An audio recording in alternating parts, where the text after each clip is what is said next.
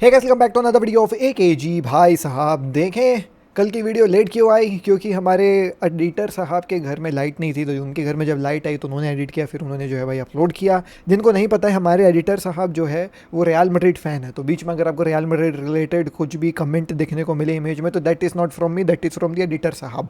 Anyways, moving forward, आज जो है वो मैच अपन को देखने को मिल रहा है from Arsenal and Atletico Madrid. We will talk about the game. थोड़ा सा भी हाफ टाइम हुआ है, मैं पूरा गेम देखने नहीं रुकने वाला भाई। Who is gonna watch this game मेरे भाई। Moving on, we gonna talk about Spurs के वो होनहार डिफेंडर जिनके ऊपर बार्सिलोना की नज़र ऑब्वियसली है और अलग भी क्लब्स की नज़र है। उनका क्या कंडीशन है with Spurs, will talk about. Also आपके काई हावर्ट्स के बारे में बात है और मुद्रिक के बारे में बात है। तो खबरें एज सच कुछ एक्साइटमेंट वाली नहीं है, बट क्या करोगे दोस्तों, काम काम है, वीडियो बनाना ही पड़ेगा। तो आपको चीज़ें बता देने वाला हूँ। वो स्पर्स वाले डिफेंडर लोगों की बात ना थोड़ी सी इंसाइटफुल है। सो चलिए बिगिन करते हैं विदाउट एनी फर्दर डिले। सबसे पहले let's talk about Arsenal versus Atletico का गेम देखो, मैं सच बात बताऊं, आर्सेनल थोड़ा सा बेटर खेल रही है। मैं प्रीमियर लीग के आर्सेनल के गेम्स देखा हूं, बहुत अट्टी खेलते हैं उन लोग। आज थोड़ा सा बेटर खेल रही है। Atletico Madrid being like Atletico Madrid, couple of chances from Arsenal, couple of chances from Atletico Madrid. लेकिन भाई पेनल्टी मिलती है एट दी एंड जो है वो भाई आर्सेनल को। मैं पहला सवाल मेरा ये है कि अगर ऐसे penalty calls Barcelona versus Atletico Madrid में हो जाते तो साला हम सेमीफाइनल्स में रहते। हमारा जब मैच होता है यूएफए चैंपियंस लीग का, तो रेफरी लोग को हमसे क्या खुन्नस है यार, मैं समझ नहीं पा रहा हूँ। लाइक हमारे खिलाफ ये रेफरी लोग इतना गंदा डिसीजन मेकिंग क्यों करते हैं। साफ पेनल्टी दे दिया, साफ पेनल्टी दे दिया सामने वाली टीम को।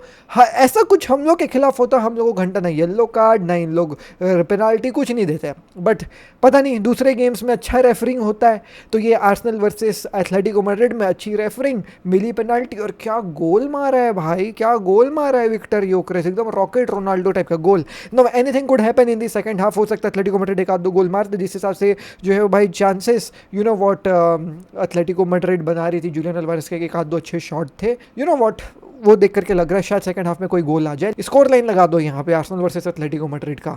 Now whatever the score line is, what I want to happen in this usual as a Barcelona fan, let me tell you दोस्तों, देखें as a Barcelona fan I want कि जा करके आर्सेनल जीत जाए फाइनल। ठीक है, क्यों मैं ऐसा बोल रहा हूँ, देखो मैं नहीं चाहता एथलेटिको मैड्रिड जीते, साला हमको हरा करके स्पेन में बार्सिलोना से पहले एथलेटिको मैड्रिड यूसीएल की ट्रॉफी ला रही है। Oh my God, that is not something which I would want. मैं चाहता हूँ वो ना हो। सेकंड, बायर्न, मैं नहीं चाह रहा बायर्न जीते। बायर्न और बार्सिलोना के 5-5 जो है वो स्लीव में यहाँ लिखे रहते थे। फिर बायर्न जो है वो हंसी फ्लिक के साथ जीत के 6 लिखवा ली, अब यहाँ 7 लिखवा जाएगा तो मेरा दिल का सींच जाएगा। मैं नहीं चाहता वो हो। पीएसजी भी नहीं जीतनी चाहिए, क्योंकि पीएसजी हरामखोर टीम है, नंबर 1। नंबर 2, डेम्बेले वापस से यूसीएल जीत जाएगा, मेरे को बिल्कुल पसंद नहीं आएगा। Imagine this happening, Ousmane Dembele wins 2 UCL before Mbappe, that too Mbappe when joins Real, मतलब Mbappe has joined Real Madrid, उसके बावजूद ये सब चीज़ें हो रहा है। Oh my God.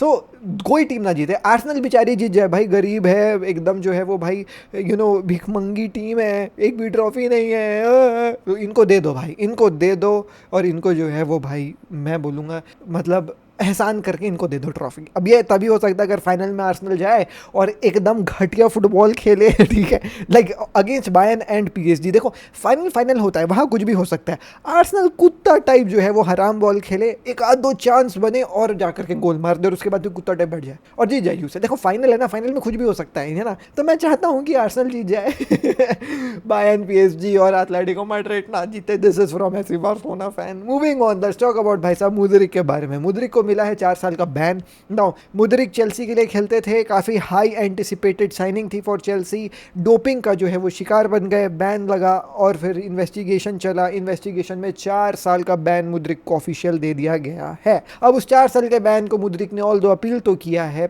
Arbitration of sports, council for arbitration of sports ऐसा है वहाँ पे CAS में। लेकिन अब वो अपील का क्या रिजल्ट आएगा, क्या रिजल्ट नहीं आएगा, किसी को नहीं पता है। लेकिन जब 4 साल का बैन लग गया, he can not play international football, he can not play club football, he can not play any football, तो he will be out from football for 4 years। Sad for Mudryk, being really very honest, you know that वो he was a fast pacy player, direct, लग रहा था कुछ अच्छा होगा, but unfortunately ये हो गया। मूविंग ऑन, काई हावर्ट्स से रिलेटेड जो है भाई कहानी निकल करके आ रही है, तो आई थॉट कि why not you know what tell you guys about Kai Havertz. तो देखो काई हावर्ट्स का ना रोल थोड़ा सा आर्सेनल में कम सा अपन को जो है भाई होते हुए नजर आया है। Now that is not because Arsenal उसको खिलाना नहीं चाह रही है, दैट वाज बिकॉज पर्टिकुलरली उसकी इंजरीज। तो उसको इंजरी जो है वो बीच में काफ़ी ज़्यादा हो गई थी, जिसके चलते जो है भाई आर्सेनल इस सीज़न पर्टिकुलरली वो ज़्यादा गेम्स नहीं खेला है, केवल 20 गेम खेला है, ठीक है, जिसमें उसने 4 असिस्ट और 5 गोल मारे हैं। तो he has done his deed, मैं ये बोलूँगा। बट ऐसा समझ में आ रहा है कि आर्सेनल जो है वो सोच रही है कि इसको भैया बेच देते हैं, थोड़ा सा अपन को पैसे मिलेंगे और थोड़ा सा हम फिर दूसरे प्लेयर्स खरीद के ले आएंगे। The reason why they are thinking to sell him is because Gabriel Jesus है, विक्टर यूक्रेस है, काई हावर्ट्स की सच कुछ जो है वो अपन को ज़रूरत समझ में आ नहीं रही है। मिडफील्ड में मार्टिन ओडेगार्ड वगैरह जो है वो खेल डालते हैं, तो वो वाली कहानी है। ऐसा सब्स्टिट्यूशन ही अभी जो है वो आ रहा है। काई हावर्ट्स जो है वो भाई मैं आपको एक और बात बता दूँ, कल के गेम में भी जो है मतलब एथलेटिको मैड्रिड वर्सेस आर्सेनल वाले गेम में भी जो है वो भैया अवेलेबल नहीं थे, एंड एज ए जो है वो भाई थोड़ा सा अवेलेबल था। अब वही है इंजरी प्रोन प्लेयर है, कई ज़्यादा जो है वो भाई इंजरी वगैरह इसको हो जा रही है, जिसके चलते इसको बेचना चाह रहे हैं। अपेरेंटली इंजरीज लिंगर कर रही हैं, और इन इंजरीज़ के बीच में ही ऑल्सो वांट्स कि भैया अगर मैं घर में जाके रह लूँ तो उससे बेटर कुछ होगा नहीं। सो बायर्न सोच रही है कि भाई काई हावर्ट्स को लाया जा सकता है। अब आप लोग बोलेंगे कि बायर्न को ज़रूरत नहीं है काई हावर्ट्स की, तो मैं आपको बता दूँ निकोलस जैक्सन बायर्न के साथ है। निकोलस जैक्सन को उन लोग जो है भाई वापस चेल्सी में भेज देंगे, उसका जो है परचेस ऑप्शन को इन लोग जो है ट्रिगर नहीं करेंगे।